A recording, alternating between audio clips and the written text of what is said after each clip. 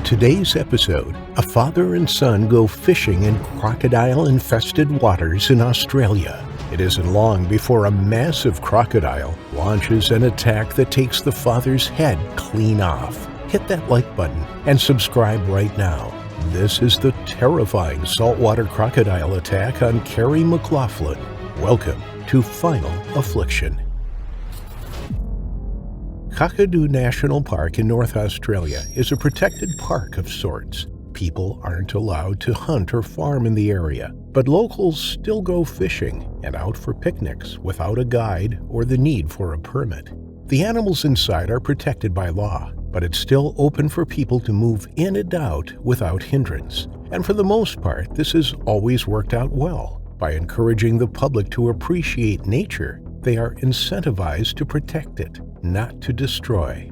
Through Kakadu runs Crocodile River, named after, you guessed it, the huge amounts of saltwater crocodiles that infest the waters. The crocodiles in that river are one of the few success stories of nature conservation. By the middle of the 19th century, they were critically endangered, and in just 20 years, they were brought back from the brink, a victory that the locals are fiercely proud of. It's a popular spot for visitors to take pictures and to view the fearsome creatures in their natural habitats. The locals make a game of giving the oldest crocs names and pointing them out to day tourists. In the years, people have petitioned to put a bridge over Crocodile River, but authorities deemed it a waste of money. Before you judge them too harshly, they actually had a point. Locals ride their dirt bikes and fish in those waters every day, and despite the numerous signs put up to warn them of the dangers in the current, they walk around in the shallows as they cast their lines in for fish, sometimes even taking a swim to cool off from the midday heat. Say what you want about the Aussies, they're tough as nails. You don't grow up in the land down under, where every other thing wants to kill you,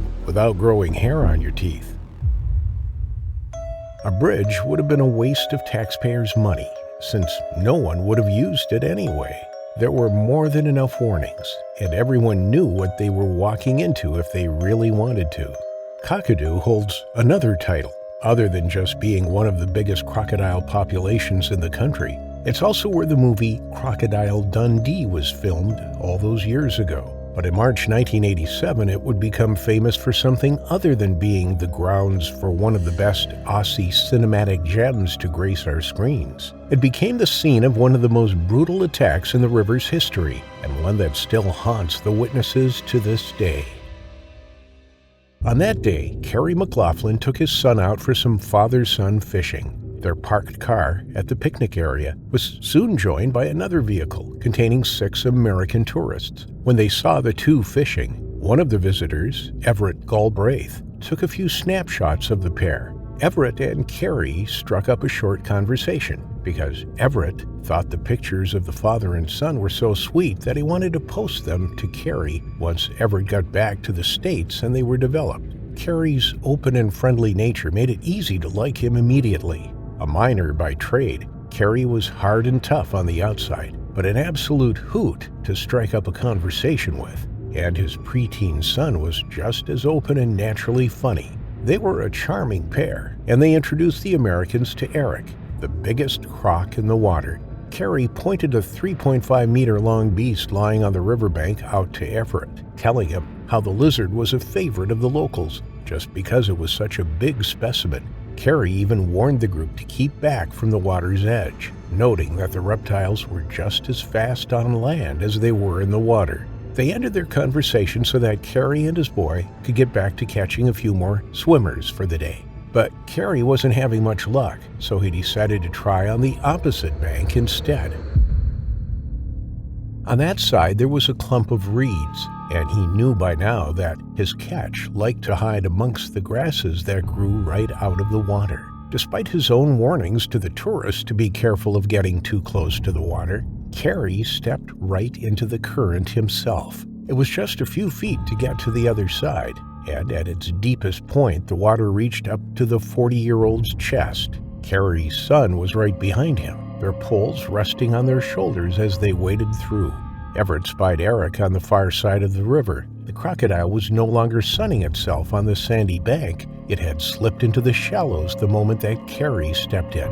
Everett yelled for Kerry to keep an eye out for the crocodile ahead of him, but Eric just waved him off at the same time that his foot slipped on the muddy bottom. Kerry came up spluttering and gagging on the mucky water. His son was about to make a jibe at his father's banana feet, but the laughter went cold on the boy's lips. The lad saw the creature strike from the far bank, slithering its snake-like body toward where Kerry went down. Everett saw it too, and he began to yell for them to turn back.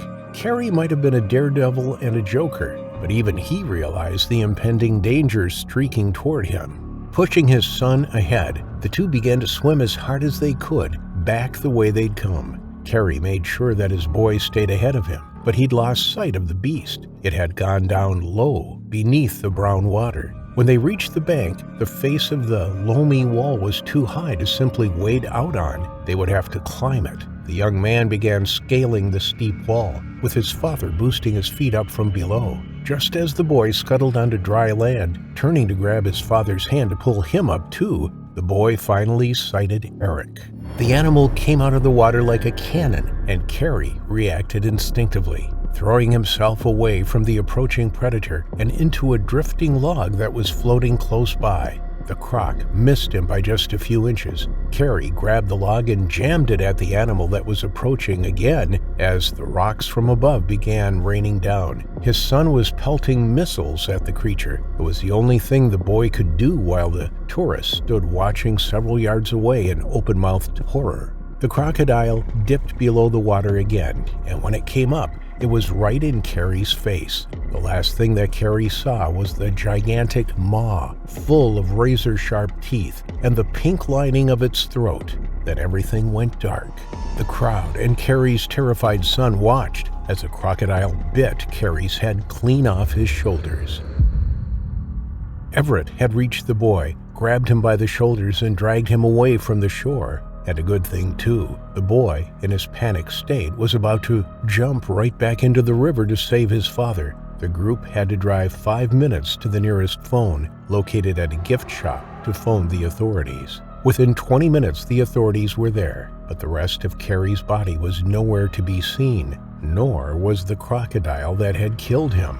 It didn't take them long to locate it, however. Lying on another stretch of sand, it had dragged Kerry's corpse out and was getting ready to feed. One of the officers fired a round, causing Eric to drop Kerry's body and flee back into the river. But no one knows whether or not that round killed it. The crocodile's body never surfaced. It might have been eaten by other crocs, or it's still out there somewhere. Saltwater crocodiles can live for almost 100 years after all. So there is a very real possibility that Eric is still lurking the murky waters, waiting to bring another innocent swimmer to their terrifying final affliction.